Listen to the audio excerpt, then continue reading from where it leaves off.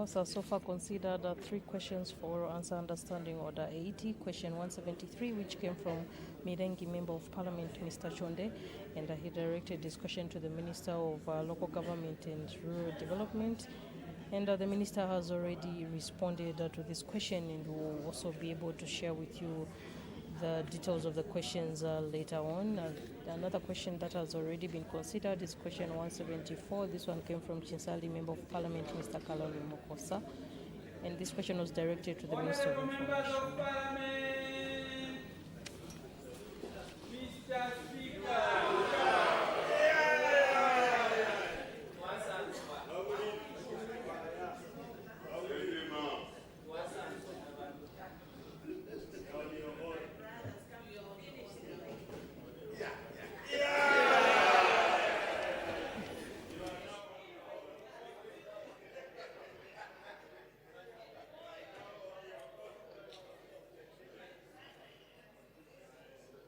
Good afternoon. Thank you for still being with us on Parliament's television. Bells are ringing, which signifies that a quorum has not yet been constituted. It is a requirement that 1/3 of members of Parliament need to be present for business to be transacted on the floor of the House.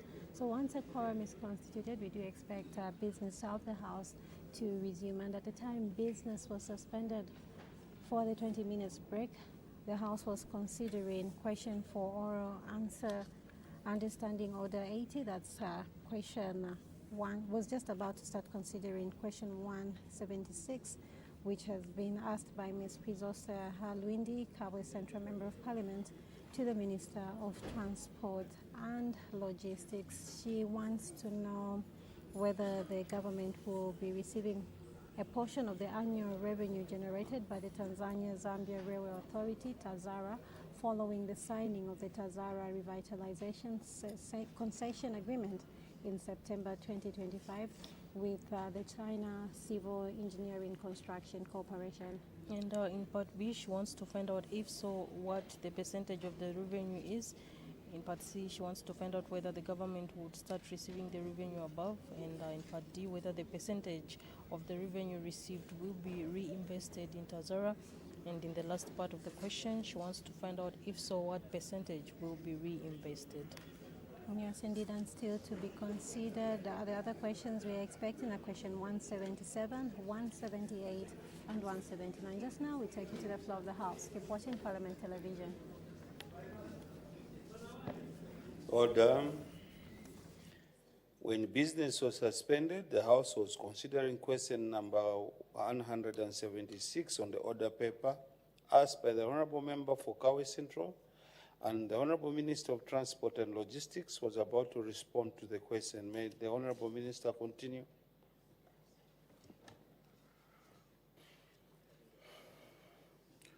Thank you very much, Mr. Speaker.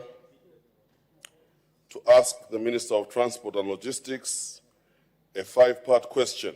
A, whether the government will be receiving a portion of the annual revenue generated by the Tanzania-Zambia Rail Authority, Tazara, following the signing of the Tazara Revitalization Concession Agreement in September 2025 with the China Civil Engineering Construction Corporation, CCECC.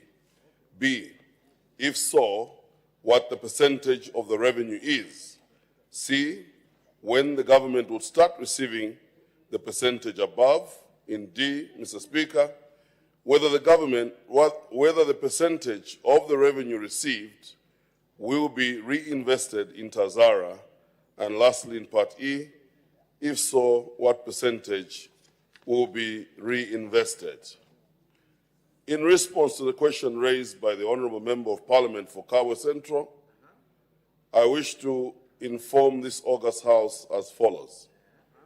Government will not receive any portion of the annual revenue generated by Tazara following the signing of the concession agreement.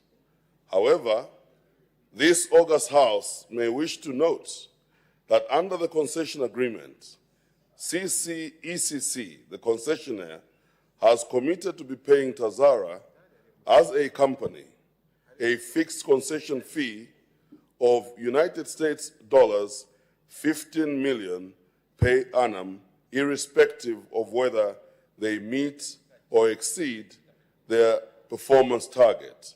Further, the concessionaire will pay a variable fee of 2% of the gross freight from the first year of operation to the end of the concession. In Part B, Mr. Speaker, as stated above in A, government will not receive any portion of the revenue generated by Tazara. However, Tazara shall declare and pay dividends to the two shareholder governments. This August House is informed that the payment of such dividends shall only be effected after Tazara has fully settled its statutory and trade debtors, including but not limited to pension arrears, taxes, levies, and other obligations, and upon the company attaining profitability. Mr. Speaker, the House may wish to note that the two shareholder governments shall endeavor to develop a dividends policy so that Tazara dividend payments do not disadvantage the company. In C, as earlier stated in A, once again, government will not receive any share of the revenue under the concession agreement. However, Tazara as a corporate entity will begin to receive concession fees in the first year of commercial operations by the concessionaire. May I take this opportunity to inform this August House that the concessionaire will require a period of 3 years to rehabilitate the infrastructure and procure new locomotives and wagons. During this rehabilitation period, Tazara will not receive any concession fees. Notwithstanding the foregoing, should the concessionaire commence commercial operations before the lapse of the 3 years, Tazara will commence receiving concession fees from the date such operations begin. In D, as stated above in C, the concession fee received by Tazara will be reinvested into enhancing the operations of Tazara. Mr. Speaker, this August House may wish to note that passenger services have not been concessioned and will continue to be provided by Tazara. Accordingly, the concession fee will be applied towards meeting operational costs associated with the provision of passenger services, including labor-related costs such as the repair and maintenance of passenger coaches. Lastly, in Part E, Mr. Speaker, the percentage of the concession fee to be reinvested will be determined by the annual work plan and the operational needs of Tazara as approved by the board. Mr. Speaker, I thank you. Thank you, Honorable Minister. Any supplementary questions? The Honorable Member for Kawe Central.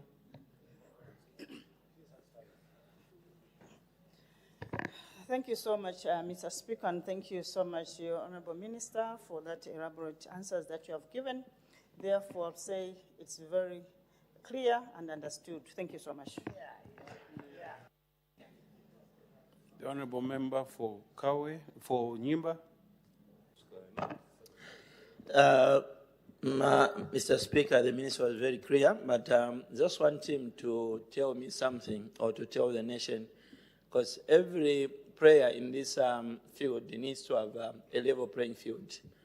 We need to, as we're giving our colleagues who are coming to invest in our country, we should also look at our people. How are we taxing them? Minister, the concessionaire, who are the Chinese, are they going to be paying? I think you agree, you've been in transport business before, and the transporters here, they know how ruthless ZRA is. Before you are paid, the money is deducted. So the question is, these investors of ours going to be paying taxes just as a normal company, or you've exempted them from taxes? I thank you, Mr. Speaker. The Honorable Minister of Transport and Logistics. Thank you very much, Mr. Speaker, and thank you to Honourable Member for Nyimba for that follow-up question. This House may wish to note that we did undergo some rigorous negotiations before coming up with this concession agreement. Negotiations, obviously, which looked at various aspects, particularly to do with the construction phase of the rehabilitation phase of the reconstruction period, and that there are obviously certain incentives that have been given insofar as taxes are concerned, in order for us to achieve a win-win situation whereby we shall be able to uproot the entire 1,860 kilometers of rail line with a new track, be able to rehabilitate existing bridges, tunnels, and indeed look at certain infrastructure such as stations. So that is in the interest of the two shareholder governments. Insofar as the other taxes are concerned, particularly once the concession commences, yes, indeed, the concessionaire shall be able to meet their obligations insofar as that is concerned. Mr. Speaker, I thank you. Thank you. Next question, the Honourable Member for Chinsali. Question number 177. The Honourable Minister of Youth, Sport and Arts. Thank you very much, Mr. Speaker. The Honourable Member for Chinsali, Mr. Kalare Mukosa, is asking the Minister of Youth and Sport the following questions. In A, whether the government has any plans to construct a sports complex in Chinsali district. B, if so, when the plans will be implemented. In C, what the estimated cost of the project is. And in D, if there are no such plans, why? Mr. Speaker, the area member of Parliament indeed knows very well that this government has plans to construct a sports complex in Chinsali. In fact, not only in Chinsali, but even in other provinces, provincial capitals where we do not have sports complex, like Kabwe. No, Mongo we have one. Solwezi we have one. We also, the Chinsali one we are talking about, Choma. Why I'm saying that the government has plans, the Honourable Member, in fact, even the Minister responsible for that particular province is very much aware that Chinsali Municipal Council gave us 3 hectares of land to construct a stadium there. As I'm talking, Mr. Speaker, that stadium has also been fenced, and they even took advantage of that particular area to have what they call Muchinga Expo. This is the same place that was used. So we have plans to construct a stadium there. In B, the plans indeed will be implemented upon availability of resources, and the current government, as you may be aware, and through you, Mr. Speaker, government is first and foremost focused on the rehabilitation of the National Heroes Stadium and also Levi Mwanawasa Stadium in order to meet the CAF and FIFA regulated standards. In addition, focus is also on the rehabilitation of existing provincial stadia. As you may be aware that if we do not rehabilitate Heroes and Mwanawasa, then we risk having our home games outside Zambia. So our focus has been rehabilitation of Heroes Stadium. In C, whether and when, I think when plans will be implemented, what the estimated cost of the project is. Our response, Mr. Speaker, The honorable member may wish to note that my ministry has already engaged the Minister of Infrastructure, Housing and Urban Development to determine the cost of constructing a provincial sports complex. So obviously, in D, as we have just stated in A, that indeed we have plans. I thank you, Mr. Speaker. Any supplementary question? The Honorable Member for Chinsali. Thank you, Mr. Speaker. Honorable Minister, I wanted to thank you, by the way, for the answer. I just wanted to ask on the response that you provided in Part B, where you stated that government has plans subject to availability of funds. And you said this time the government is prioritizing the rehabilitation of the Heroes and the other existing stadiums. From the planning at your ministry and from the interactions that you've been having with Minister of Finance, are you in a position to give an indication of when the construction works are likely to start? I know obviously this year, it's because the money is not there in the budget, so I don't know. Are you looking at next year or after next year? I know it's also a bit difficult for you to answer because we are going for elections, so we also don't know if you are coming back, so it's a bit difficult anyway. But I don't know, what is the ministry thinking? Yeah, it's true, it's not clear. Thank you, Mr. Speaker.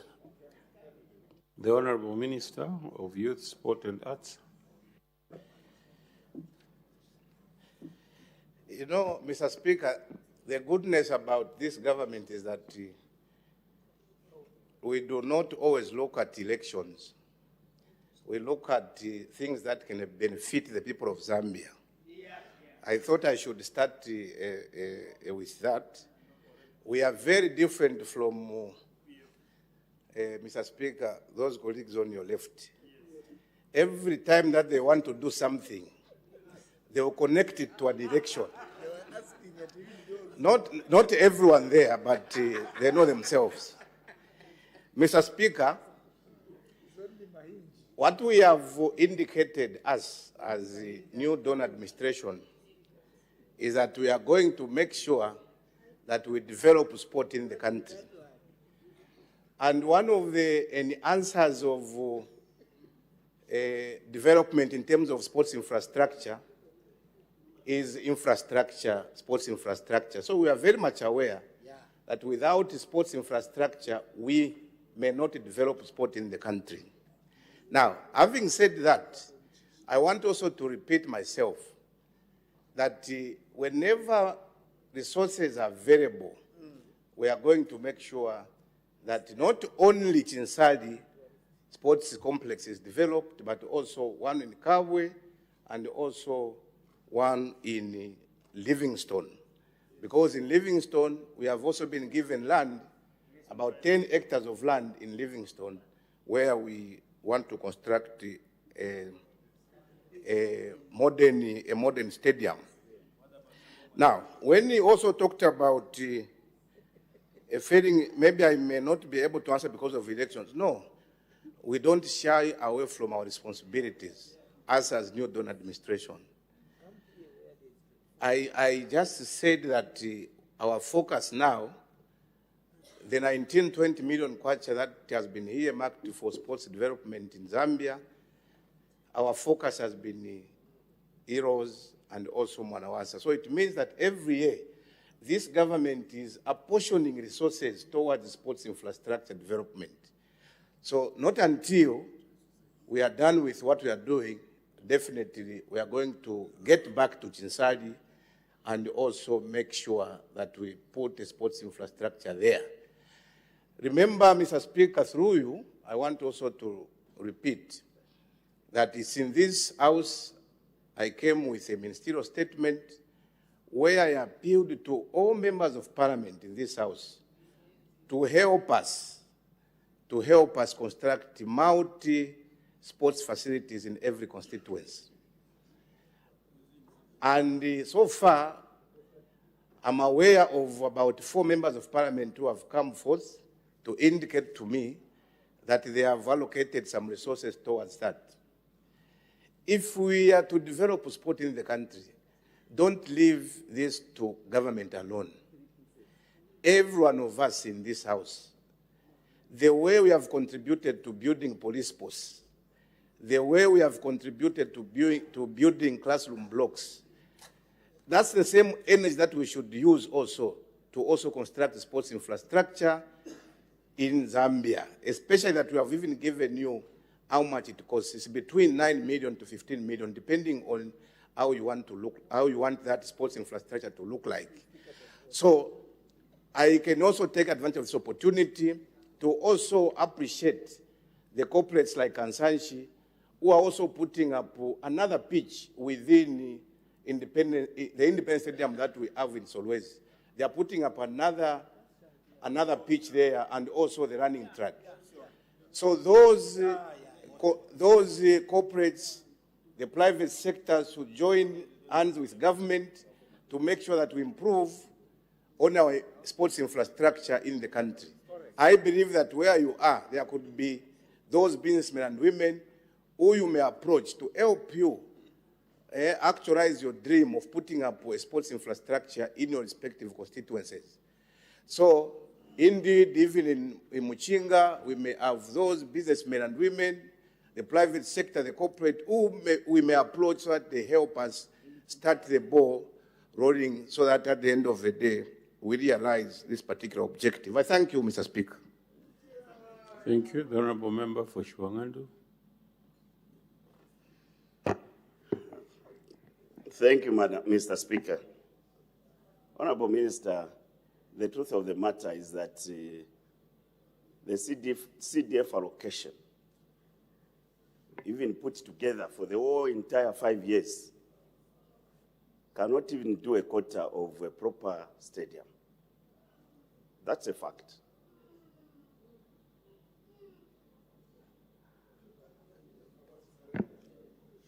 Honourable Minister, with 2 months to go before your tour of duty ends at the Ministry of Sport,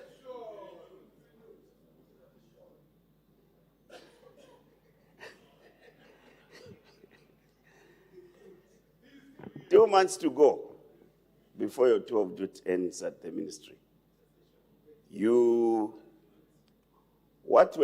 How would you want the people of Chinsali, who you assured earlier about this infrastructure of sports in Chinsali, how would you want them to remember you?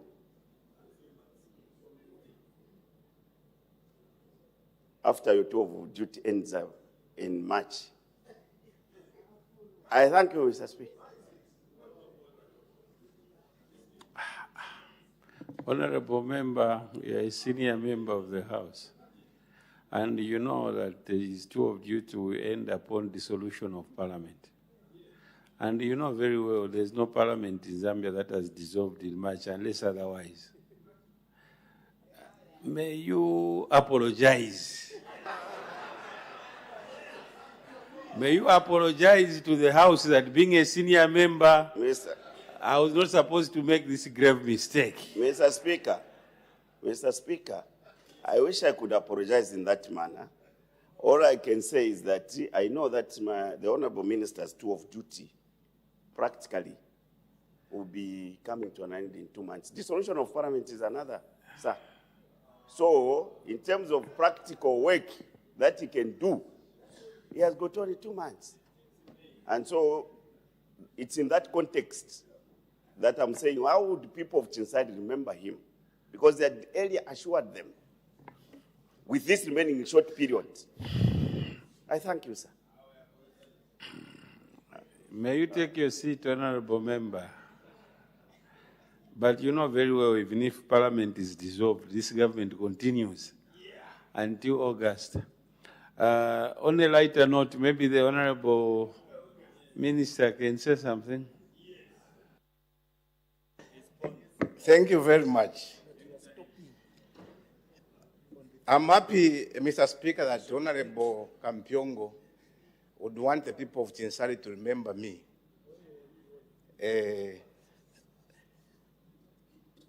but I know that the people of Chinsari didn't remember him for anything. Yeah. Apart from taking tear gases in Chinsari, throwing tear gas in Chinsari.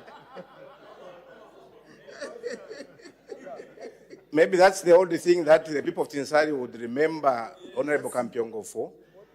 The people of Shuangandu is also remembering Honorable Kampiongo for the tear gas that we saw when now the Vice President of the Republic was tear gassed in Shuangandu. So it depends on how you want to be remembered.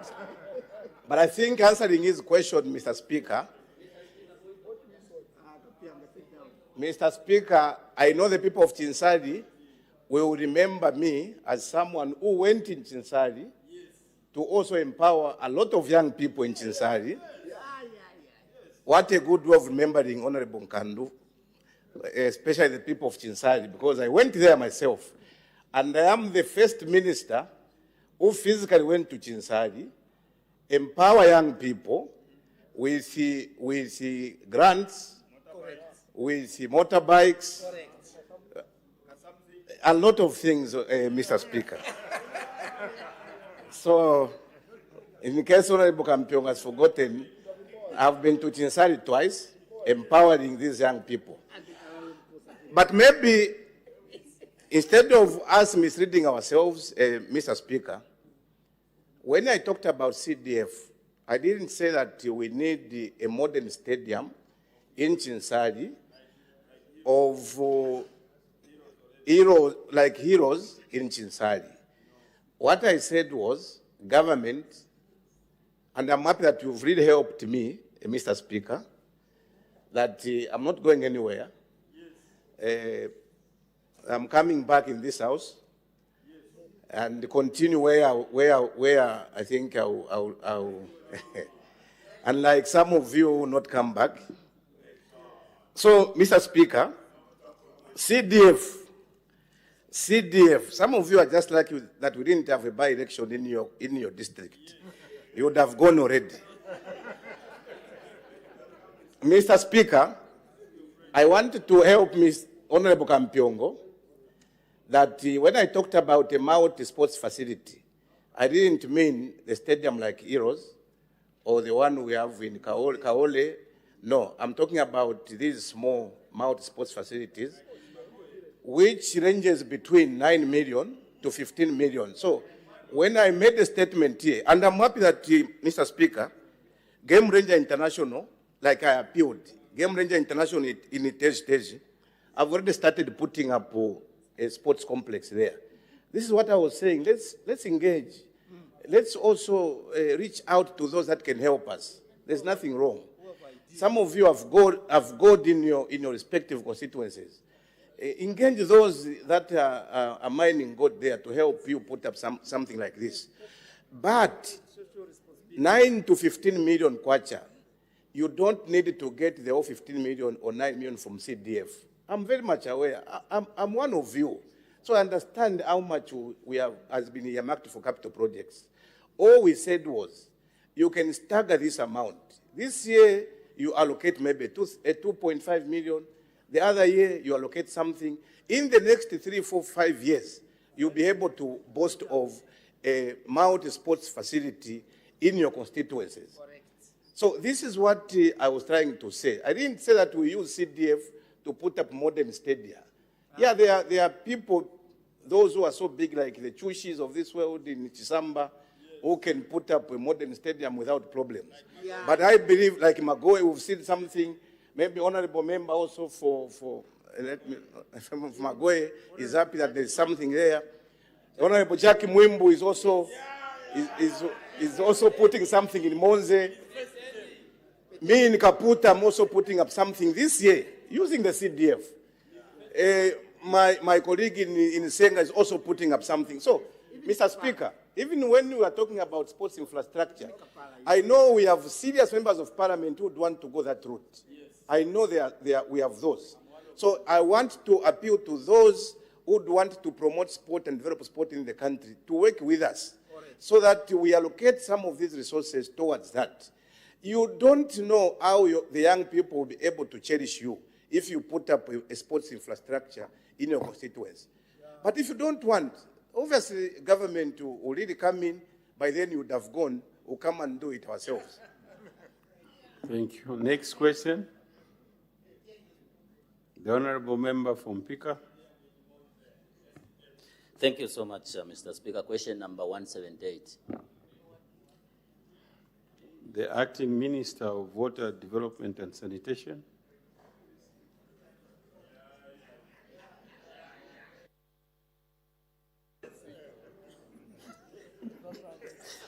Mr. Speaker, thank you so much. The Honourable Member of Parliament for Pika Parliamentary constituency asks the Minister of Water Development and Sanitation whether the government has any plans to construct small piped water schemes in the following areas in Pika Parliamentary constituency. 1, Sekera in Rubambara Ward. 2, Chilonga Market, Pandafishala, Kasenga, and Morongesha in Nachikutu Ward. 3, Chivansa, Manfushi, and White in Chisabe Sonse Ward. 4, Chipunso in Kapamba Ward. 5, Kavoa in Matamba Ward. 6, Koko in Makamba Ward, and 7 in Chaya, Nabwalia, Chilima, and Kalimba in Nabwalia Chiefdom. If so, when the plans will be implemented, and if there are no such plans, why? Mr. Speaker, the government has plans to construct small piped water schemes in Pika Parliamentary constituency in the mentioned areas. The plans will be implemented as follows. 1, Sekera in Ruambara Ward. For the scheme in Sekera, works will commence in the second quarter of 2026, and procurement process has commenced. 2, in Chilonga Market, Pandafishala, Kasenga, and Morongesha in Nachikutu Ward.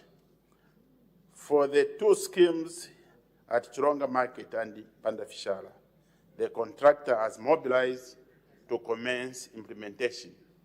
As for Kasenga and Morongesha, implementation will commence once funds are made available at an estimated cost of 650,000 kwacha.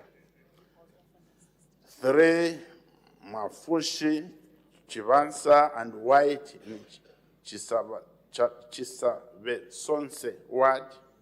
For this scheme in Mafushi, implementation is scheduled to commence by the third quarter of 2026. As for Chivansa and White, implementation will commence once funds are made available. In Chiponso, in Kapamba Ward, for the scheme in Chiponso, Mr. Speaker, implementation is scheduled to commence in the second quarter of 2026, and the procurement process has commenced. Kavua in Matamba Ward, for this scheme, Mr. Speaker, implementation is scheduled to commence in the second quarter of 2026, and the procurement process has commenced. In Koko, in Makamba Ward, for this scheme, Mr. Speaker, implementation is scheduled to commence in the second quarter of 2026, and procurement process has commenced. Second, number 7, which is the last, Chaya, Nabwalia, Chilima, and Kalimba in Nabwalia Chiefdom. For these schemes, Mr. Speaker, implementation is scheduled to commence in the second quarter of 2026. Mr. Speaker, as already indicated in Part A of the questions, government does have plans to construct small pipe scheme, water scheme in the areas listed. Additional information, Mr. Speaker, in Sekera in Vambala Ward, one small piped water scheme in Sekera community is budgeted for in the 2026 budget. The procurement process is expected to be completed by the end of the first quarter of 2026, with the contractor scheduled to be on site in the second quarter of 2026. In Chilonga Market, Pandafishala, Kasenga, and Mlongesha, in Nachikutu Ward, the contractor Ant-Hill Properties and Construction Limited has mobilized to the site. The contract sum stands at 1.3 million kwacha. In Chibanza, Mafushi, and White in the Sabesonse Ward, the NUSA project sum of 6.3 million euro for Chambish Water, covering 3 components, namely solar panels, installation, pump installation, and network extension for the water treatment plant, as well as the piped water schemes.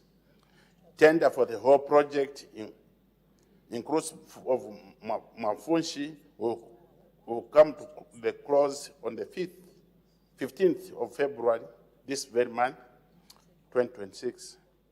For the main contractor of the project, and the implementation of the works are scheduled to commence in the second quarter of 2026. A consultant to do the design, the network extension will be engaged in September 2026, and the works are expected to commence in November 2026.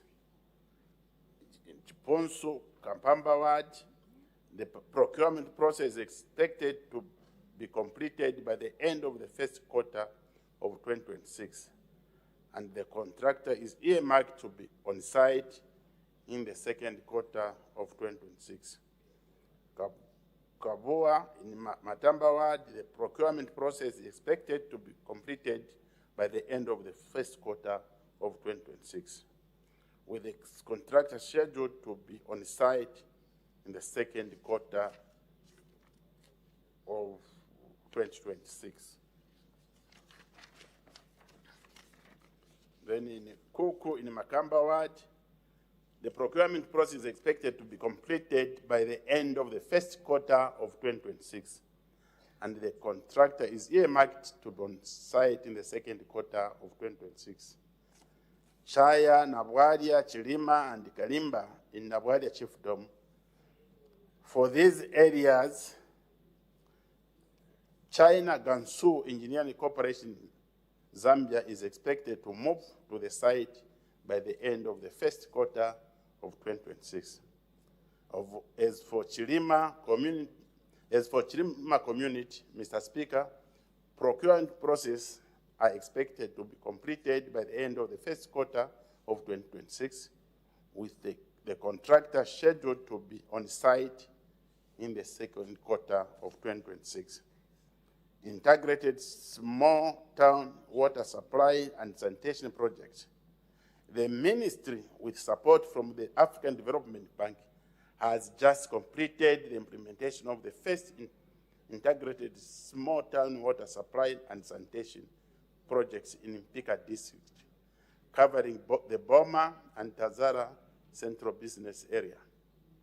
The project cost of Mpika alone was about 11 million United States dollars, and a scope of work consisted of the water source development in Rutikila, transmission lines for transporting raw water from Rutikila area to the treatment plant by gravity.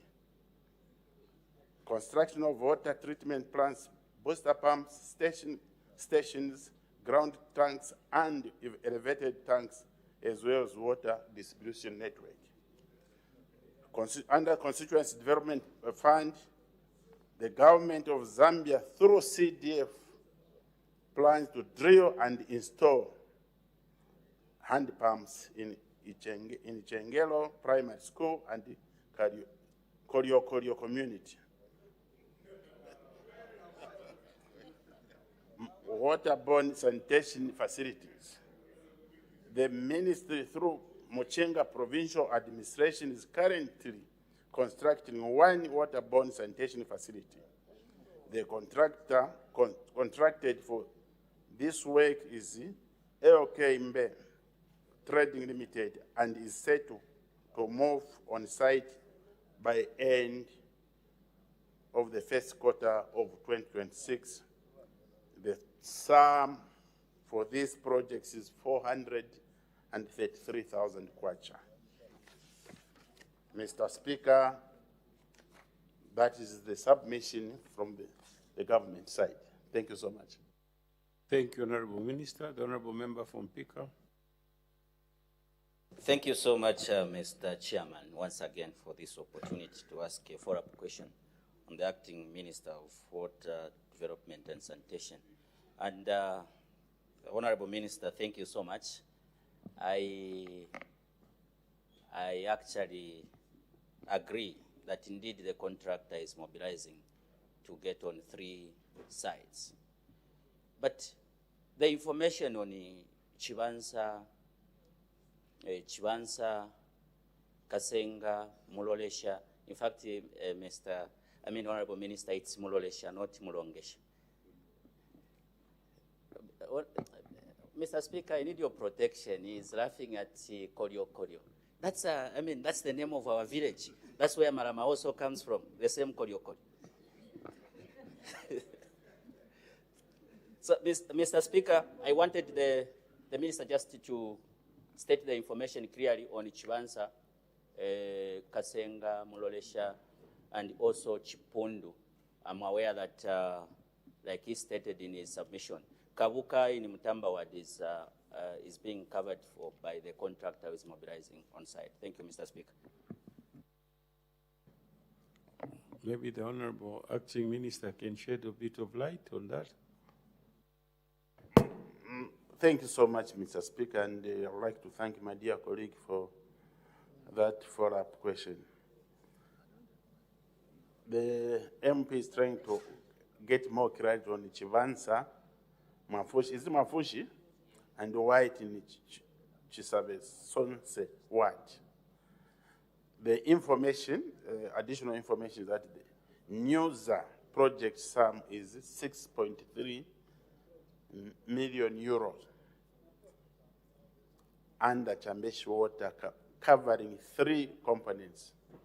1, solar panel installation, pump installation, and the network extension for the water treatment plant, as well as the piped water schemes. Tender for the whole project, inclusive of Mafushi, will come to close on 15th February 2026. For the main contractor of the project and the implementation of the works are scheduled to commence in the second quarter of 2026. A consultant doing the design network extension will be engaged in September 2026, and works are expected to commence in November 2026. Thank you so much. The Honorable Member for Shwangandu. Thank you, Mr. Speaker, for allowing me to make a follow-up question on the Minister of Local Government. But as I do, I would like to just set the record straight that when you have a privilege to serve this long, this August House, Mr. Speaker, you must learn to appreciate people, and you can't be in this House this long without a track record of success, Mr. Speaker. I know that my record in Chinsali and Shwangandu is certainly not comparable to my dear colleague, the Honorable Minister of Sports. By far. And I can demonstrate to you the deliverables, Member for not mere talk. May you ask your question? The question, Mr. Speaker, the follow-up question to Honorable Minister of Local. You know when you go to the registration how long it takes to be here for more than 3 times. You will understand soon. Mr. Speaker, I want to find out from the Honorable Minister with regards to Chilonga Market, where it says the contractor has mobilized and on site. I would like to know the cost of that contract and how soon the works will be executed. I thank you, Mr. Speaker. The Acting Honorable Minister. Thank you so much, and I'd like to thank my dear colleague for a follow-up question. The total sum is 650,000 kwacha. Thank you so much. Thank you. I hope the Honorable Member for Shwangandu has gotten the answer. Period. The Honorable Minister is asking about the completion period. Madam Speaker, it is not on the additional information, but I can share with you. So, Mr. Speaker, I can share with the dear colleague tomorrow. I will give him the information on the completion date. Thank you. Thank you. Thank you, Honorable Minister. Next question, the Honorable Member for Chinsali. Thank you, Mr. Speaker. Question number 179. The Honorable Minister of Fisheries and Livestock. Thank you, Mr. Speaker. Question asked by Mr. Karalwe Mkosa to ask the Minister of Fisheries and Livestock 4 questions. A, what measures the government is taking to prevent and control rabies in Chinsali district? B, whether there are any rabies vaccination programs for animals in the district.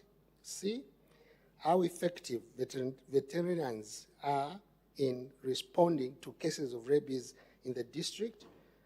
D, what public awareness programs the government has put in place to educate residents about the risks associated with rabies.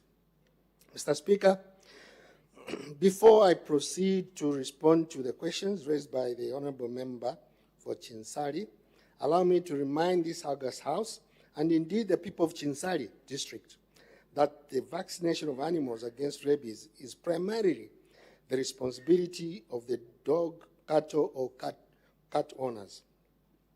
Rabies is regularly classified as disease of public concern, and under the provisions of the Animal Health Act, all dogs are required to be vaccinated annually. I therefore wish to take this opportunity to urge all honourable members of Parliament to continue sensitizing their constituents on the importance of adhering to these vaccination requirements, ensuring that their animals are vaccinated, and that it is not only a legal obligation, but also a critical measure in safeguarding public health and preventing avoidable loss of life. Mr. Speaker, I now proceed to respond to the questions under consideration. Answers to question A. Government, through the Department of Veterinary Services, is implementing the 2022-2026 National Dog Mediating Rabies Control and Elimination Strategy, and has put in place several measures to prevent and control rabies in Chinsali district. These measures include the following. 1, passive and active surveillance. My ministry conducts both passive and active surveillance for rabies in domestic animals and wildlife. Passive surveillance relies on monthly reports from private veterinary clinics and district veterinary offices. When an increase in suspected cases is detected, my ministry escalates to active surveillance, deploying officers to investigate, collect samples, and monitor affected areas. For rabies incidents linked to human-wildlife interactions, district offices also submit monthly reports enabling timely assessment and response. 2, immediate quarantine and investigation. My ministry promptly quarantines and investigates all suspected rabies bites cases, including those involving dogs, cats, jackals, hyenas, or potential human exposures. This immediate action helps prevent further transmission and enables timely confirmation and response. 3, post-exposure management, which includes laboratory sample collection, testing, and coordinated response with health facilities. 4, dog population management, including promotion of responsible dog ownership and impounding of stray dogs in collaboration with local authorities. And 5, provision of vaccines to veterinary officers to support vaccination of pets and livestock at community level. With regards to Chinsari District, I wish to inform the House that in July 2025, our veterinary office in the district received reports of suspected cases of rabies in dogs which were detected in Musakanya Ward, Chinsari District. Upon confirmation through rapid and central laboratory testing in July 2025, my ministry, working in collaboration with the Ministry of Health, immediately placed exposed individuals on post-exposure prophylaxis at Chinsari District Hospital. Following the confirmation of the rabies outbreak, my ministry immediately commenced free dog vaccinations and dispatched 2,000 doses of rabies vaccine to Musakanya Ward in Chinsari District. A risk-based vaccination campaign was launched, prioritizing areas identified as high risk based on reported cases and surveillance findings. In addition, dogs without registration or valid vaccination certificates were humanly put down in accordance with provision of the Animal Health Act to prevent further transmission and safeguard public health. Answer to question B, Mr. Speaker, let me take this opportunity to clarify and re-emphasize that the vaccination of dogs, cattle, cats, and other domestic animals is primarily the responsibility of the animal owner under the Animal Health Act. Dog vaccination is mandatory and must be undertaken annually. Typically, through private veterinary clinics, government intervention only occurs in the event of an outbreak when additional support becomes necessary to safeguard public health. Mr. Speaker, in direct response to the question under consideration, yes, the government, working in collaboration with the private sector, undertakes annual and periodic rabies vaccination campaigns in Chinsari District. These are implemented as part of the National Dog-Mediated Rabies Control and Elimination Strategy. The campaigns target 3 things. 1, dogs, 2, cats, and other susceptible domestic animals. These vaccinations are delivered through outreach programs led by district veterinary officers, working closely with traditional leaders, local authorities, and community animal health workers to maximize coverage and community participation. Further, Mr. Speaker, my ministry collaborates with private partners such as the Veterinary Association of Zambia and Lions Club International to conduct free vaccination during World Rabies Day, which is commemorated on 20th September each year. This annual event significantly boosts vaccination coverage and enhances national awareness on rabies prevention. Answer to question C, Mr. Speaker. Veterinarians in Chinsari District are adequately trained and equipped to respond to rabies cases. Their effectiveness is demonstrated through 3 things. 1, rapid response to reported dog bites and suspected rabies cases, usually within 24 hours. 2, collection and submission of samples to regional laboratories for prompt diagnosis. 3, close coordination with medical staff to ensure human victims receive post-exposure when necessary. Despite logistical challenges, common among our extension officers, veterinary officers continue to deliver timely and effective services in Chinsali district. My ministry, in collaboration with the Ministry of Health, has a clear laid down protocol for human dog bites. Also, it should be noted that the Department of Veterinary Services has the Chinsali District Laboratory and Regional Laboratory, Provincial Laboratory that is situated at Isoka. To mitigate this challenge, my ministry has well-trained community livestock facilitators who are volunteers that assist our veterinary officers in livestock disease surveillance. Mr. Speaker, answer to question D. Sensitization activities on rabies prevention and responsible dog ownership are ongoing in Chinsali district. Currently, the ministry is conducting weekly radio programs on Radio Delight to educate the public on key issues such as 4 things. 1, responsible dog ownership. 2, recommended maximum number of dogs per household. 3, the importance of chaining or securing dogs. 4, mandatory dog vaccination and registration. In addition, Mr. Speaker, the ministry has been using public address systems to disseminate information within communities, particularly to announce and mobilize residents for free mass dog vaccinations exercise in affected areas.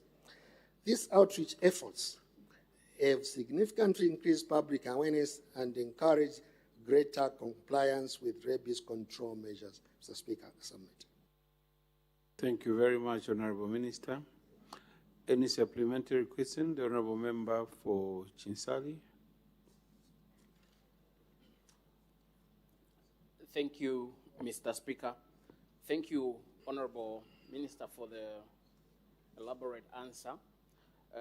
Though I noticed that in your answer you referred to Musakanya ward in Chinsali. We don't have such a ward in Chinsali.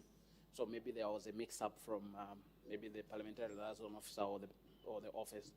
They will need to clarify that. Then the other issue I wanted to find out, Honorable Minister, is on how your ministry ensures that the dog owners vaccinate their dogs, as well as the people that have different pets that carry rabies, that they vaccinate those pets, considering that you have enlightened us that the responsibility to vaccinate dogs and pets lies with the owner. Thank you, Mr. Speaker. The Honorable Minister of Fisheries and Livestock. Thank you, Mr. Speaker. Mr. Speaker, this was a question that I had already addressed, which was in question D. My ministry is carrying out sensitization activities using radio programs. I don't know whether the Honorable Member of Parliament listens to Radio Delight. Every week we are doing that, and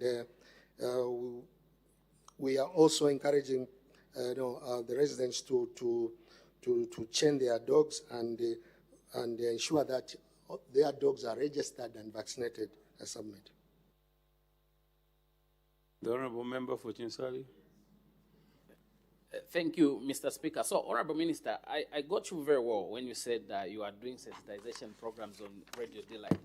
Now, I asked that how does your ministry ensure that the people that have dogs vaccinate their dogs? Sensitizing and ensuring that they do that, they are two different things. You can sensitize, then people don't do it. So how do you ensure? Do you have a system at your ministry or at the veterinary offices where you check that, ABCD has dogs, and these dogs have been vaccinated? Do you have some kind of monitoring mechanism to ensure? Thank you, Mr. Speaker. The Honorable Minister of Fisheries and Livestock.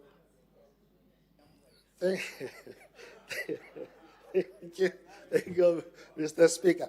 Mr. Speaker, according to the information that I've got, there are about 2,000 dogs, approximately 2,000 dogs in this affected ward. And to ensure that these dogs are vaccinated, when the owners go to register these dogs, they have to show the vaccination certificate. That is how we ensure that these dogs are vaccinated. That's the only process for now that we are carrying out. Thank you. Next, let's make progress. The clerk will read the orders of the day.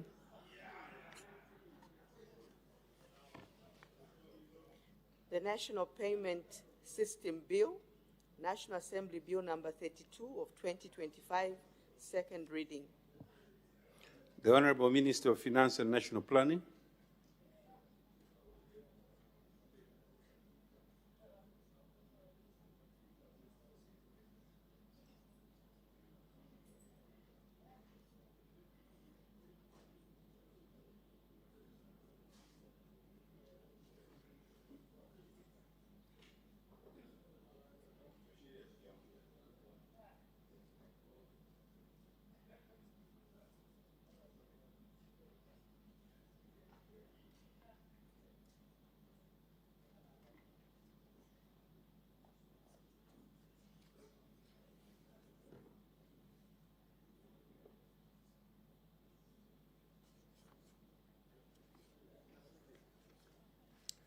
Thank you very much, Mr. Speaker.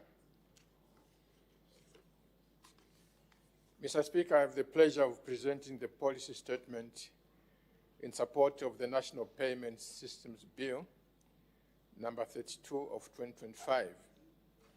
The National Payment System refers to a set of institutions, technology, and processes that facilitate... The Honorable Minister, you have to move first. I'm sorry. You have to move the bill.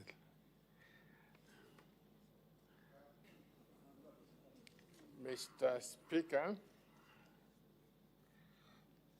I beg to move that the bill be now read a second time. The question is that the bill now be read the second time. Any debate? The Honorable Minister of Finance and National Planning. Thank you, Mr. Speaker.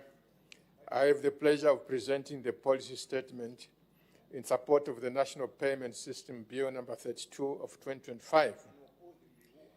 The National Payment System refers to a set of institutions, technology, and processes that facilitate the transfer of money or financial services between individuals, businesses, and government. Mr. Speaker, a national payment system is crucial to a country's economic The Honorable Minister of Youth, you are disturbing the Honorable Minister of Finance. You are debating while he's seated. Let's avoid that. May the Honorable Minister of Finance continue. Thank you, Mr. Speaker. A national payment system is crucial to a country's economic development since most economic transactions involve some form of payment. It draws all the participants together and is one of the principal components of a country's monetary and financial system. A well-functioning national payment system protects the exchange of payments, reduces the risk of uncompleted payment, which in turn reduces the potential loss to the economy. Payment and settlement systems thus play a crucial role in a market economy. And central banks, in our case, Bank of Zambia, has always had a close interest in them as part of their responsibilities for monetary and financial stability. Mr. Speaker, in 2007, Zambia enacted the National Payment Systems Act to provide a legal framework for the regulation of payment systems whose organization and operations have a systemic impact on the efficiency, stability, and safety of the financial system. In 2007, The 2007 Act also provided a legal basis upon which Bank of Zambia can formulate and implement policies that would ensure the stability and safety of the payment systems in order to contribute to balanced macroeconomic growth and development. Mr. Speaker, it has been over 18 years since we enacted the National Payment Systems Act. In view of this, several deficiencies in the payment systems were recognized and strategies to remedy them were identified. Among the major issues that needed to be corrected was the absence of legislation to provide backing to pertinent principles, practices, and processes in the payment systems. Mr. Speaker, it is also worth noting that there have been transformation in the payment system space in terms of innovation and product development. Therefore, there is a need to revise the legal framework for payment systems to align it with the current landscape, such as introduction of provisions related to electronic money and related transactions. The objective of this bill, therefore, is to reform or to provide legislative reform of the national payment system. And this is why Bill 32 has been brought to this House. Among the objectives, Mr. Speaker, are as follows. One is to provide for licensing, designation, and authorization of payment service providers. 2, provide for the incorporation of standards, principles, and concepts of corporate governance in institutional systems and structures of payment service providers. 3 is provide sound business practices, consumer protection mechanisms, and market conduct in the provision of payment services.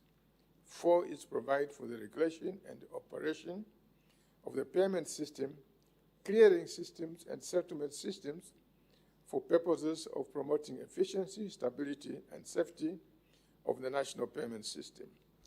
5 is to provide for the corporate restructuring transactions involving payment service providers for purposes of ensuring the operational continuity of the payment system. 6, provide for rules, procedures, and supervisory action for payment service providers on winding up insolvency or receivership.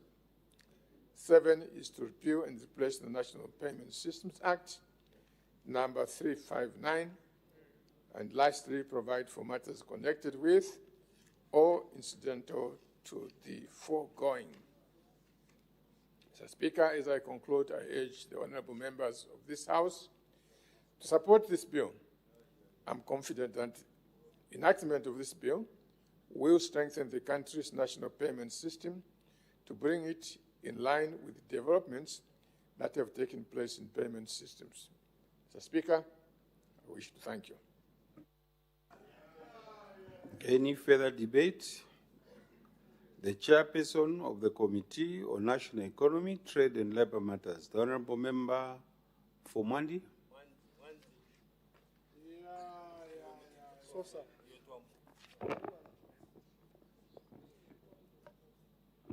Mr. Speaker, the Committee on National Economy, Trade and Labor Matters was tasked to scrutinize the National Payment System Bill, National Assembly Bill number 32 of 2025, pursuant to its mandate as set out in Standing Order 207J of the National Assembly of Zambia, Standing Orders 2024. Mr. Speaker, let me start by saying that the committee is in support of the bill. This notwithstanding some stakeholders raised concerns on which the committee makes the following observations and recommendations. Mr. Speaker, the committee observes that while Clause 8 of the bill provides for the oversight powers of the Bank of Zambia, the discretion is too broad, as there is no provision that sets out oversight standards, which, if not attended to, would create regulatory uncertainty which is not good for the sector. Mr. Speaker, the committee therefore recommends that a clause be introduced requiring the Bank of Zambia to publish supervisory guidelines outlining scope, criterion, intervention triggers, and compliance expectations. Mr. Speaker, another issue relates to the absence of an appeals mechanism in the bill. The committee observes that while Clause 23 of the bill provides for the cancellation or suspension of a license by the Bank of Zambia, decisions to revoke licenses are final, with no statutory appeal route. The committee is therefore of the view that this creates a risk of perceived unfairness and has the potential to frighten investors. In this regard, the committee recommends that a clause be introduced to put a mechanism in place enabling operators to appeal to the minister or an independent tribunal within a specified time. Mr. Speaker, the committee further observes that while Clause 7.2, subsection A, provides for licensing of payment services operators, it may burden small financial technology, the fintech institutions, as it will equally apply to both established banks and the small fintechs. In this regard, the committee recommends that a tiered licensing categories be introduced in the bill.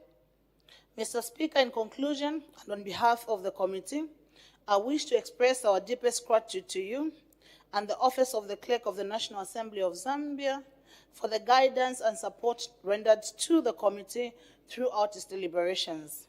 The committee is further indebted to all its witnesses who appeared before it for their cooperation in providing the necessary briefs.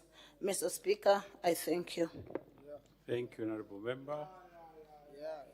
General debate now. The Honorable Member for Shuangandu. Thank you so much, Mr. Speaker. Let me start by appreciating the chairperson on the Committee on National Economy and Trade Labor Matters, who has clearly stated out the concerns raised by the stakeholders. I would like to just add a few concerns in addition to the ones that the chairperson has shared with this August House. The chairperson, one of the concerns raised was about the dual regulatory framework. The stakeholders expressed concern that this bill introduces and provides for the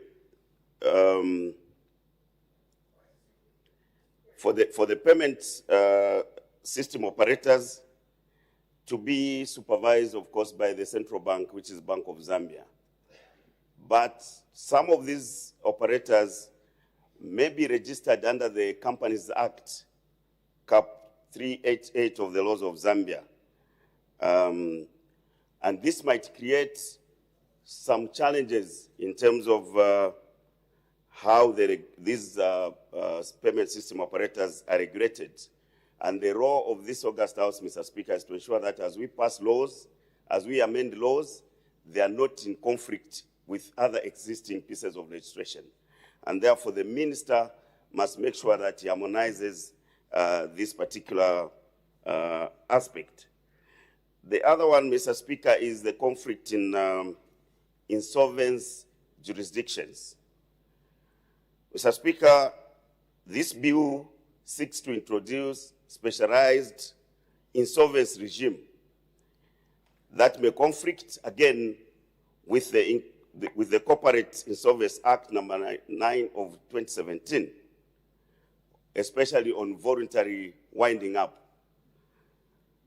So, Mr. Speaker, the minister is encouraged to ensure that this conflict is harmonized so that these two laws are not in conflict. Also, to just emphasize the point that was raised by the chairperson regarding uniform licensing. Mr. Chairperson, Mr. Speaker, this bill categorizes all the payment service operators in one framework with different capital thresholds. Some of them are banks, major banks, and others are, could be relatively small in terms of the capital that they intend to put in their payment provision systems. So you can categorize, and the committee is recommending to you, Honorable Minister, that you can systematically categorize, and therefore the framework must be able to cater for these payment service operators differently, so that the regulation of the operators is smooth. And you have stated that this is also intended for inclusion, financial inclusion. So you can't put big players and small players in the same category in terms of licensing framework. Also to emphasize the aspect of the appeals mechanisms. Indeed, sometimes it could be unfair that a payment service operator feels unfairly treated if they are not availed a statutory route of appeal where they can channel their grievances. It would then be unfair on the market. So ensure that this mechanism of appeal is put in place. Mr. Speaker, I wish to conclude by just saying that the report is supported. I thank you. The Honorable Minister of Finance and National Planning wind-up debate. Thank you very much, Mr. Speaker. And I want to thank the chairperson of the committee and indeed the members for the further scrutiny that they undertook on the bill. I also want to thank the only debater, Honorable Kampyongo. I must say that the points raised by both the committee and Mr. Kampyongo and the Honorable Member for Shiwangando, they have substance. I'm not saying that I agree with them now, but there are issues to be considered as we come for the committee. So I thank them for those contributions. Mr. Speaker, I thank you. I put the question. The question is that the bill should be read a second time. As many as of that opinion say aye. Of the contrary say no. The ayes have it. The question is resolved in the affirmative. Let the bill be read the second time. The National Payment System Bill, National Assembly Bill number 32 of 2025. Committee stage to be taken when? Next Wednesday, Mr. Speaker. Committee stage to be taken next Wednesday. Next order. The State-Owned Enterprises Bill, National Assembly Bill number 37 of 2025, second reading. The Honorable Minister of Finance and National Planning.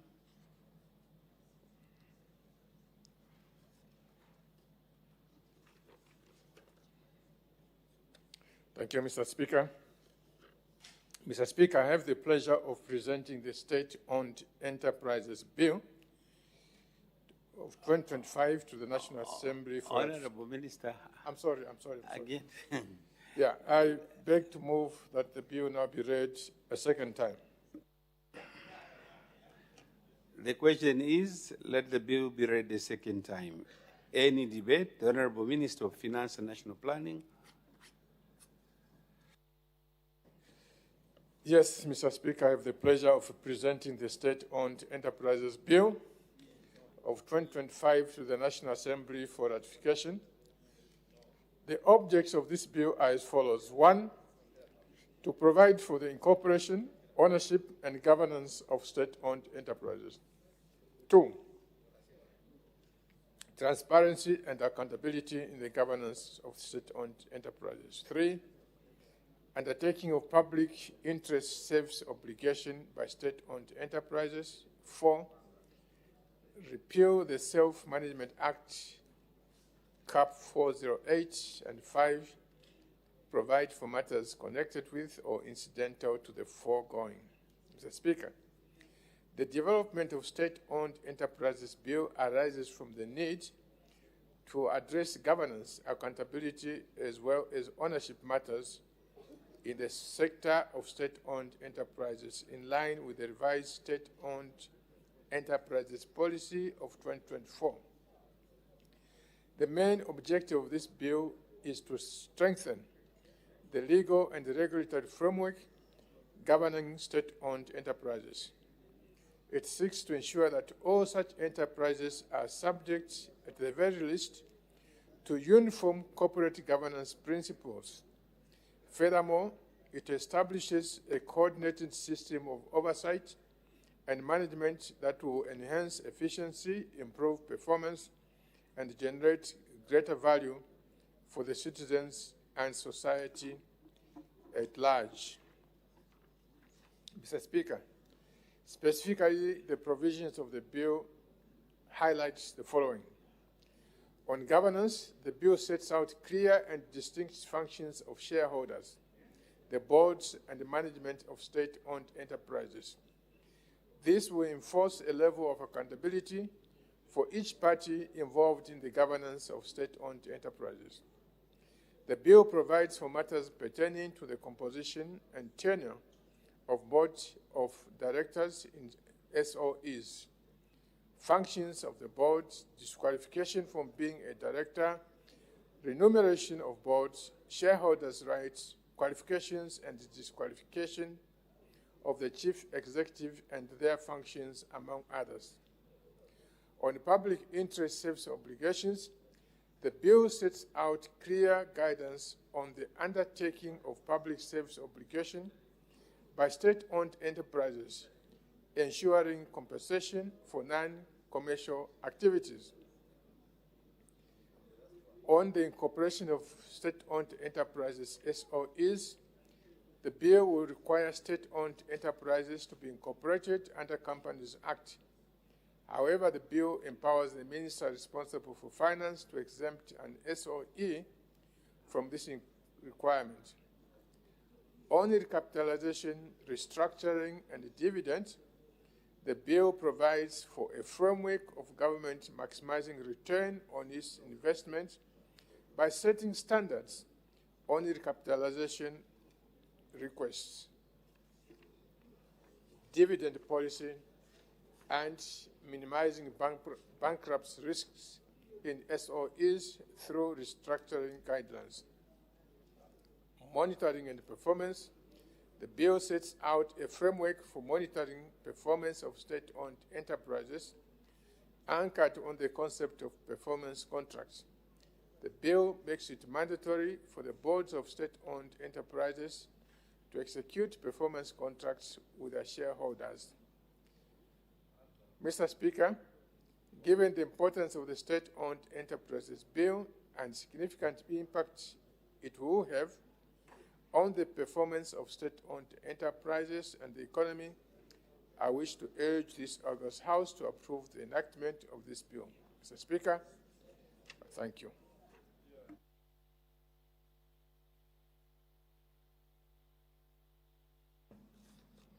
Any debates? The chairperson of the Committee on Parastatal Bodies, the Honorable Member for Mansa Central. Mr. Speaker, I wish to state, Mr. Speaker, the Committee on Parastatal Bodies was tasked with scrutinizing the State-Owned Enterprises Bill, National Assembly Bill number 37 of 2025, referred to it by the House on 27th November 2025. The bill seeks to establish the Government Investment Department, provide for the incorporation, ownership, and governance of state-owned enterprises, promote transparency and accountability, assure public interest, obligations, and repeal the Self-Management Enterprises Act, Chapter 408 of the Laws of Zambia. Mr. Speaker, I wish to state from the outset that stakeholders who appeared before the committee supported the bill in principle. The stakeholders that appeared before the committee raised some concerns, which I will be able to elaborate. Mr. Speaker, the committee appreciates the establishment of the Government Investment Department and the provision for its functions. However, there have been concerns from various stakeholders that the potential overlaps between the functions of the Government Investment Department, GID, and the Industrial Development Corporation could affect accountability and operational efficiency. Mr. Speaker, stakeholders were of the view that clauses 14 and 15.1 should explicitly separate the minister's role in adopting a nomination policy from the actual appointment of board members, with clause 15.3 clarifying that the chairperson and vice chairperson are appointed from among independent directors. The committee also shares the concerns of the stakeholders and urges the revision of clauses 14 and 15.1 by clearly outlining the roles and responsibilities in the nomination and appointment process. Mr. Speaker, the committee agrees with the stakeholders that clause 15.7K should be removed from the bill to ensure that there is clarity and consistency regarding the ineligibility of individuals previously removed from misconduct. The committee therefore recommends that clause 15.7K should be removed from the bill. Mr. Speaker, regarding the remuneration of directors, the committee is of the view that the bill should limit ministerial involvement in remuneration recommendations to very exceptional circumstances. Transparent, merit-based frameworks should guide the Emoluments Commission. Furthermore, the committee is of the view that clause 43 of the bill should be amended to explicitly require state-owned enterprises to comply with all sector-specific regulatory frameworks. Mr. Speaker, I wish to conclude by reaffirming the committee's support for this important bill in principle, as it will provide a robust, coherent, and transparent framework for the governance of state-owned enterprises. These measures will strengthen board independence, enhance operational efficiency, promote merit-based appointments, and enable SOEs to attract and retain highly skilled leadership. Mr. Speaker, I wish to thank all the stakeholders who appeared before the committee and tendered both oral and written submissions. Let me thank you and the Office of the Clerk of the National Assembly for the guidance and support rendered to the committee throughout its deliberations. Mr. Speaker, I thank you. Thank you. General debate. The Honorable Member from Pika. Thank you so much, Mr. Speaker, for this opportunity to add the voice of the people of Mpika to this very important subject. Mr. Speaker, allow me to thank the chairperson of the committee for a job well done, as well as the Minister of Finance for successfully moving the motion. Mr. Speaker, state-owned enterprises are very important strategic assets. And having viable SOEs is a very progressive undertaking for our country. However, Mr. Speaker, we have had challenges with state-owned enterprises, solely based on one major contributing factor, and that is political influence in how these strategic assets are run. Mr. Speaker, in most cases, these strategic assets have been turned into political reward platforms. People to these institutions will be appointed based on how much they suffered during the campaigns. And this is what led to the collapse Honorable member from Pika, may you take your seat? You are supposed to debate the report. And then how do you start bringing in people that can defend themselves? You wanted yourself to be appointed into this committee. What's the rationale behind your argument? There's a bill before you. If anything, you're supposed to interrogate the bill. But now you want just to cast disrespect on the people that are not here. Remember, that's why I like catering you. And if you continue, I'll still do the same. So you may proceed. Mr. Speaker, I'm privileged to have the report in my hand, and I'm referring to recommendation number 5 on page 7. I wish I could read what the report says. Mr. Speaker, the other issue here which has not been fully addressed is the issue of the roles between what the bill proposes to create and the IDC. It seems the roles are overlapping. And if we have failed to run IDC, how will we then manage to run what is being proposed to be created? Mr. Speaker, we should have first started with addressing the problems that have led to the failure, of IDC to perform. Then after addressing those issues, that's when now we can think of creating another department. Mr. Speaker, we are making laws that are creating more positions that will put the pressure on the Treasury. This bill will create more positions for directors. On the other hand, IDC also has directors. This will put pressure on the Treasury.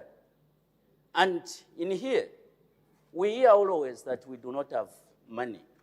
Why then are we trying to create something that whose roles will be the same, such as that of the IDC? Mr. Speaker, the roles should have been clearly stated and how different they should be from that of IDC. And like the report has noted, the committee has noted in their report, political influence also in how these state-owned enterprises are run has contributed a great deal to their failure to perform. Because the people who are appointed usually to these assets, it's not on merit, Mr. Speaker. And I'm not saying this has started today, Mr. Speaker. It has always existed, and it must be corrected so that these state-owned enterprises, Mr. Speaker, perform to the expectations of the Zambian people. The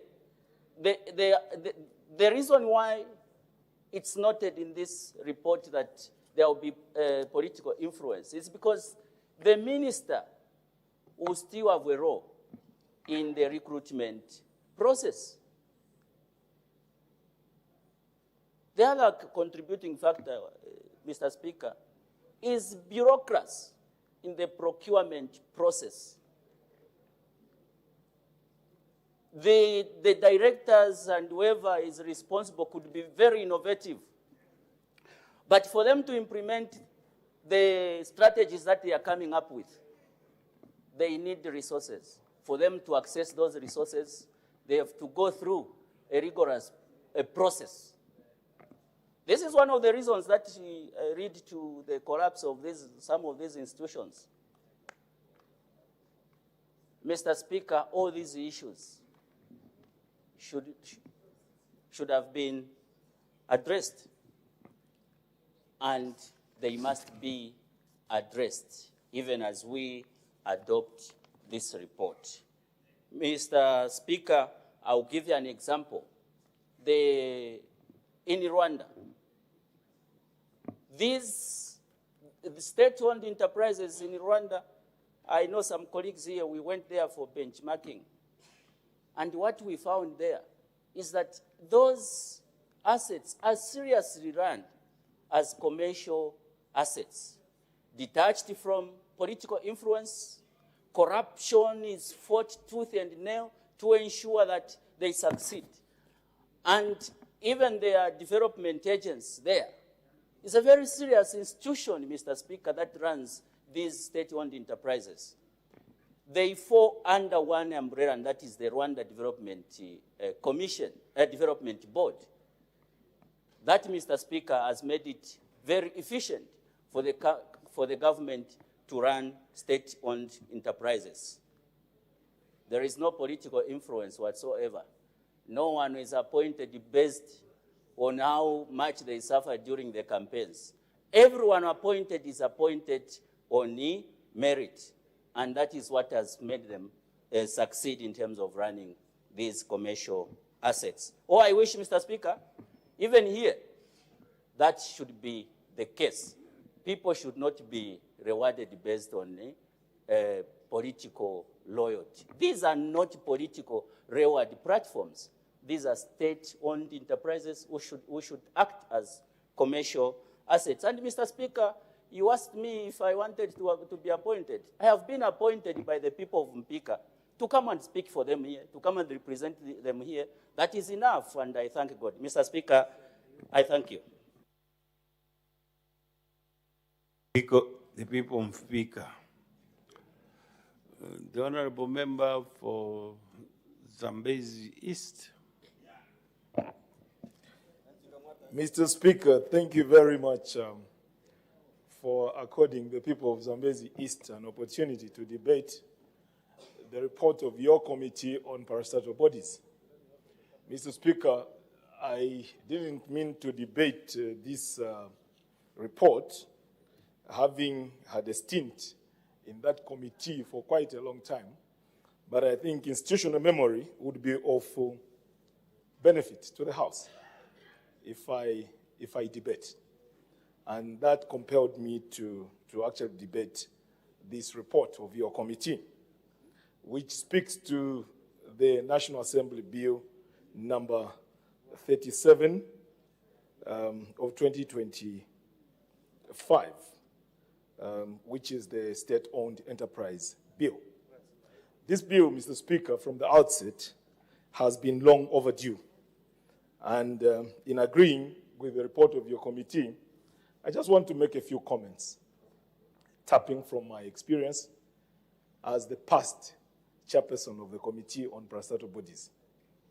Mr. Speaker, most of the issues that came out, especially during the time that your committee interacted with witnesses, as you are aware, the core business of that committee is really to scrutinize the performance of these parastatal bodies following the Auditor General's report, which is actually referred to the committee.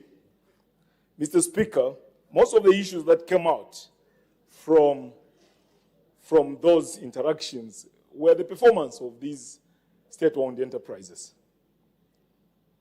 in terms of operational performance and financial performance. Operational performance was coming out of challenges that these state-owned enterprises faced in the absence of a piece of legislation such as this one.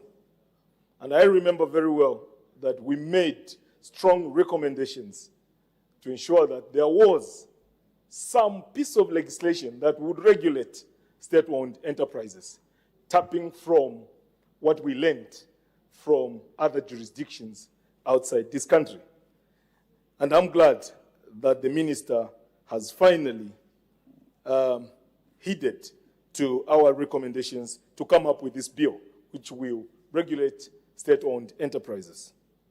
Of particular importance is the operational challenges that the honorable member who has just finished debating alluded to in terms of procurement. State-owned enterprises still are subjected to the public procurement regulations. And not only that, there is also the Public Finance Management Act, number 1 of 2018, which they are subjected to.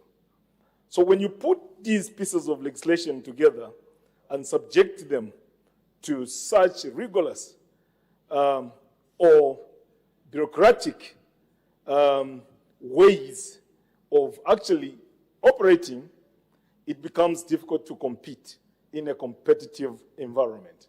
And this is one observation that we made, especially. I'll give an example. For instance, Zamtel. Zamtel is a state-owned enterprise, and it's competing in a very competitive environment where we have Airtel, we have MTN competing in the same market. But it is expected that Zamtel should be as profitable as Airtel, and yet they are subjected to these other pieces of legislation which regulate their procurement. Without following them, they would be found wanting. So, Mr. Speaker, I was expectant that this piece of legislation would address that bottleneck, especially for those that are in highly competitive environments. Like the example I've just given, the procurement part needed to be addressed. Otherwise, their operations would still be quite difficult to implement. Coming to financial performance, this is very related to what I've just spoken about. Because for them to perform very well, they have to be competitive. If they are competitive, then they will make more profits, then they will make more sales. But because of how long it takes with all those challenges they have in terms of the way the legislation, the current legislation around procurement and around accounting sits, it becomes quite difficult.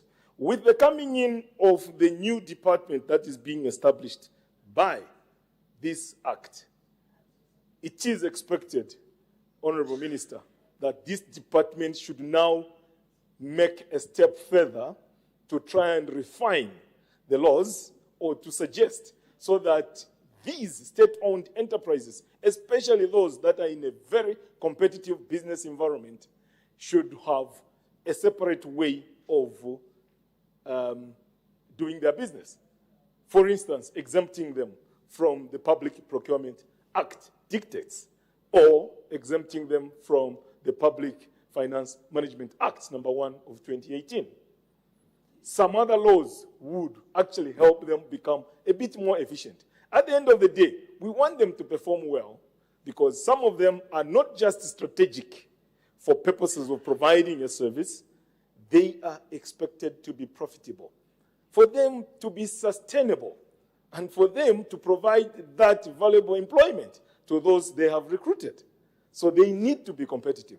Now, they can't be competitive when some other piece of legislation impedes that competitiveness. So in this case, Honorable Minister, I would suggest that we should actually keep going. This is a good step in the right direction to have a specific piece of legislation looking at state-owned enterprises. But we need to take a look at those issues I've alluded to around procurement to enhance their operations, around also their financial management and reporting, including their auditing. I believe that state-owned enterprises will perform well, but let's look outside the box and find out how other state-owned enterprises are efficiently managed out there in order for us to improve the law that exists. Mr. Speaker, with those few words, I thought of contributing in this way, having had a stint of the challenges of state-owned enterprises when I actually served on that committee on parastatal bodies. Mr. Speaker, I thank you. Thank you. The Honorable Minister of Finance and National Planning, wind-up debate. Thank you very much, Mr. Speaker. Let me begin by thanking the chairman of the committee and together with his members for the reports that they produced and all the relevant, important points that they raised in that report. I also want to thank the honorable member from PICA. And last but not least, I want to thank the honorable member for Zambia's East, who indeed has used the vast experience that he acquired over the period when he was chairman of the committee to come up with the valid points that he has just raised. It is very important that these issues are brought to light because really our aim is to improve our state enterprises as much as we can. They are a significant part of our economy, and when they perform well, the economy performs well. Jobs are created, taxes are paid, economic growth takes place. And of course, when they don't perform well, the opposite happens. So thank you so much indeed, Honorable Kambita, for the issue of procurement and the Public Finance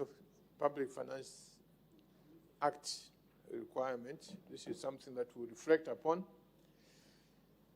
Let me just say finally that the department that we are talking about is policy-oriented, or it is intended to be policy-oriented engine room. Because at the moment, as we know, the parastatal enterprises are scattered across various ministries, some under the Ministry of Finance, some the reports to other ministries. But then where do you have the space where the totality of these parastatals or state-owned enterprises, where you can reflect on a number of things such as those that have been put in the Act, issues of accountability, where is the central engine room, where we can define accountability across, because if you don't have that central place, then perhaps state enterprises under the Ministry of Agriculture would tend to have their own standards.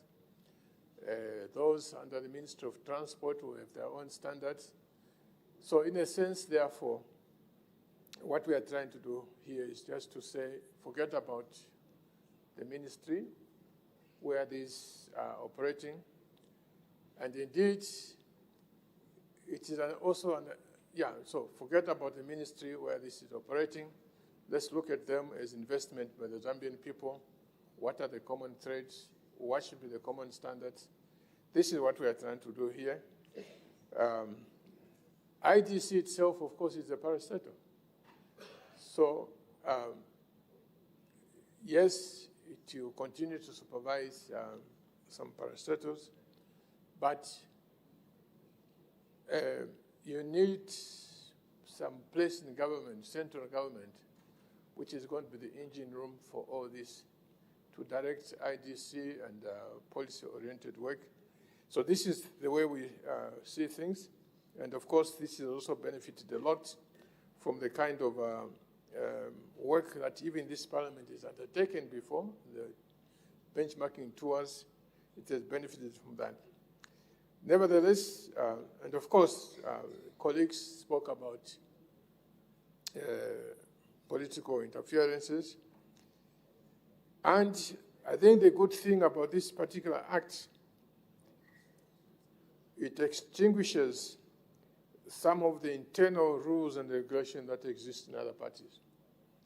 As we know, under the PF, sorry to refer to that, but it's the only example I can give, it says very clearly that for anyone to be a senior manager in a parastatal, there must be a senior member of the PF. And uncompromising. With this law now, that becomes illegal. Because, of course, sorry, I have to talk. I'm now a quack lawyer, but I can imagine that when the law says these are the standards, internal rules and regulations that they don't stand. So this is the essence of this bill here. Nevertheless, the important points that have been raised, we'll take note of that, and we'll see which one of them we can reflect as we come to the committee stage. Mr. Speaker, thank you.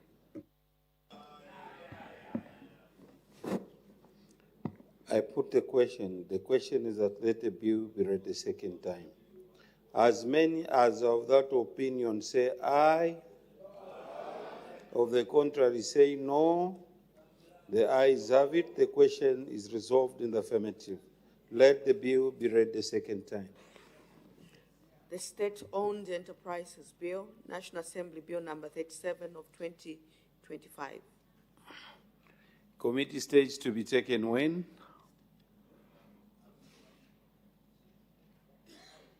Mr. Speaker, the committee stage will be undertaken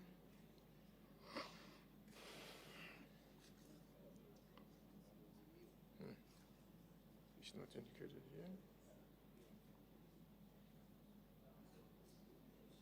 here. In due course, Mr. Speaker, to give us a bit of time to reflect on what has been said. Thank you. Committee stage to be taken in due course.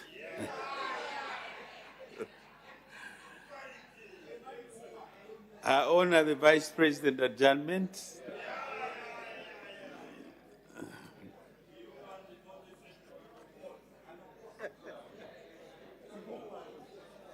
Mr. Speaker, I beg to move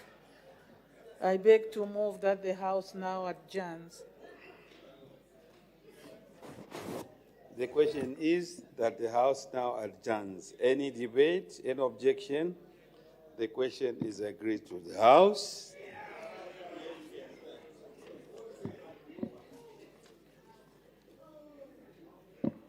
is now adjourned.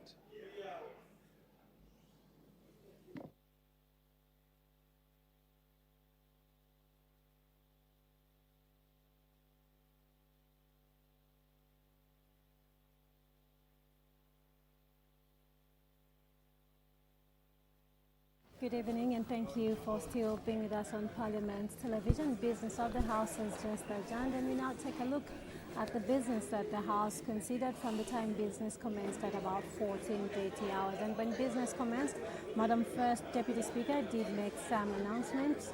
In the first announcement, Madam First Deputy Speaker recognized the presence in the public gallery of members of the Youth in Development Club from Lusaka District. Madam First Deputy Speaker, on behalf of the National Assembly of Zambia, warmly welcome the visitors to the National Assembly. In the other announcement, Madam First Deputy Speaker recognized the presence in the public gallery of pupils and teachers of another group of pupils and teachers from Woodford School in Lusaka District. Madam First Deputy Speaker, on behalf of the National Assembly of Zambia, warmly welcomed the visitors to the National Assembly. After the announcements, the Minister of Tourism, that's Honorable Rodney Sikumba MP, did render a ministerial statement on the performance of the tourism sector for the period 2021 to 2025. And we just get to some of the details that were contained in the ministerial statement. The minister said that tourism is a key sector with a significant potential to contribute to economic transformation, job creation and sustainable development. He did say that it is a sector that provides opportunities for inclusive growth, particularly for women, youth and rural communities.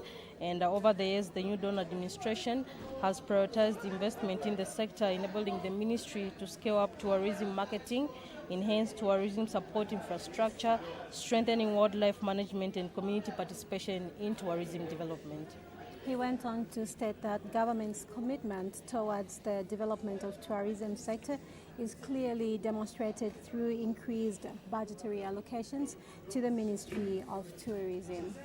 He also said that the tourism sector has recorded a strong and sustainable recovery and resilience from the severe disruptions caused by the COVID-19 pandemic and the El Nino drought in 2023. The minister further said Zambia has recorded a total of 2.3 million international arrivals in 2023 as compared to 2.2 million in 2024, translating into a 4.3% growth rate. And in the same period, domestic tourism accounted for a total of 553,516 visits to museums, national parks and heritage sites, in comparison to 530,110 in 2024, translating to a 4.4% increase. Honorable Sikumba went on to state that the ministry invested strategically in local and international content creators, leveraging authentic storytelling to showcase Zambia's natural, cultural, and adventure tourism experiences across digital platforms. He went on to indicate that the sector has continued to grow, translating into meaningful contribution to the national economy. He also said that non-tax revenue collection increased from 131 million kwacha in 2021 to over 474 million kwacha in 2025. He said that this growth was driven by improved licensing, park fees, hunting fees, and other tourism-related revenue streams. And in the same period, the tourism sector's contribution in tax revenues grew from 483.5 million kwacha to 1.2 billion kwacha. The minister further went on to state that as a sector implementing the job creation agenda, the tourism sector currently directly supports over 159,000 jobs across accommodation, transport, tour operations, hospitality, and related services, with projections indicating continued growth as the sector expands and diversifies. The minister also said accessible and resilient infrastructure is critical to tourism development. And he said that during the period under review, the ministry prioritized the rehabilitation and the maintenance of tourism support infrastructure, particularly in national parks and heritage sites. And Honorable Sikumba went on to state that notwithstanding the achievements mentioned, the sector faced significant challenges during the period under review, and these include the impacts of the COVID-19 pandemic, the 2022-2023 drought, which affected wildlife and increased human-wildlife conflicts and increased encroachment in protected areas. Despite these challenges, the ministry remained resilient and focused on its vision of becoming an efficient, responsible and value-centered Ministry of Tourism. The minister further said, looking ahead, the ministry will continue to implement strategic interventions aimed at growing international arrivals, expanding domestic tourism, enhancing tourism support infrastructure, and strengthening conservation efforts. So in brief, this is a ministerial statement that was rendered by the Minister of Tourism. Yes, indeed, and after the consideration of that ministerial statement, the House went on to consider questions for oral answer, understanding Order 80, and these are questions of ordinary nature. And we now take a look at some of the questions. We had question 173, which came from Mr. Gustav Chonde, Milenge, Member of Parliament. The question was directed to the Minister of Local Government and Rural Development. He wanted to know in A, when construction of the Mulumbi Bridge across the Luela River in Milenge District will commence. the minister did respond that the construction of the bridge will commence in the second quarter of 2026. And in B, what the cause of the delay in commencing the work is, the minister did state that due to the fact that the CDF committee had only submitted 2 names of bridges to be worked on in 2025, and the Mulumbi Bridge was not part of the 2, so that caused the delay. So those were the responses to question 173. Then another question came from Chinsali Member of Parliament, Mr. Kalalwe Mukosa. This was question 174. He directed this question to the Minister of Information and Media. He wanted to find out a question in 5 parts. In part A, how many Zambia News and Information Services ZANIS officers there are in Chinsali District and Muchinga Province. And in Chinsali District, the Minister of Information and Media did say that there are 2 officers, and in Muchinga Province there are 34 officers. In part B, he wanted to find out whether the number of officers above is adequate, and the minister indicated that the number is not adequate. In part C, he wanted to find out if so, when the government will recruit additional staff to meet the shortfall, and the minister said this is subject to the availability of funds from the Treasury. In part D, he wanted to find out when the government last provided equipment to the ZANIS office in Chinsali District. The minister said 2023 and 2024 were the last years when the equipments were provided to ZANIS. And in part E, he wanted to find out when new equipment will be provided. The minister did indicate that the ministry is in the process of procuring new equipment which will be provided in the first quarter of 2026. And we also had question 175, which came from Mr. Christopher Kangombe, Kamfinsa Member of Parliament. This question was directed to the Minister of Finance and National Planning. And Mr. Kangombe wanted to know in A, how much of the following debt the government contracted from January 2022 to August 2025, year by year, domestic and foreign. And the Minister of Finance and National Planning did respond that in 2022, domestic, it was about 69.6 billion, 2023, 73.1 billion, 2024, 56.4 billion, and in foreign debt, 2.8 billion, and 362.6 billion, and in 2024, 29.6 billion.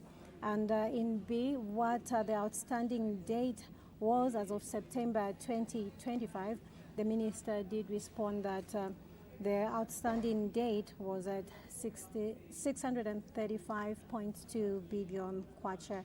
And in part C, what measures are being taken to settle the debt? The minister did respond that they're strengthening revenue domestic mobilization, implementing fiscal consolidation, and engaging creditors in debt restructuring. So those are just some of the questions that have been considered on the floor of the House today. And the House went on to consider 2 bills that came at second reading stage. And the first bill that was considered is the National Payment System Bill, National Assembly Bill number 32 of 2025, which has been considered at second reading. And a committee stage is expected to be considered on Wednesday, 18th February 2026. And the second bill was the State-Owned Enterprises Bill, National Assembly Bill number 37 of 2025, considered at second reading stage, and committee stage is expected to be considered in due course. And Matimba, basically, that's the business that the House considered. So from all of us here at Parliament Television, we wish you a lovely evening. Goodbye for now.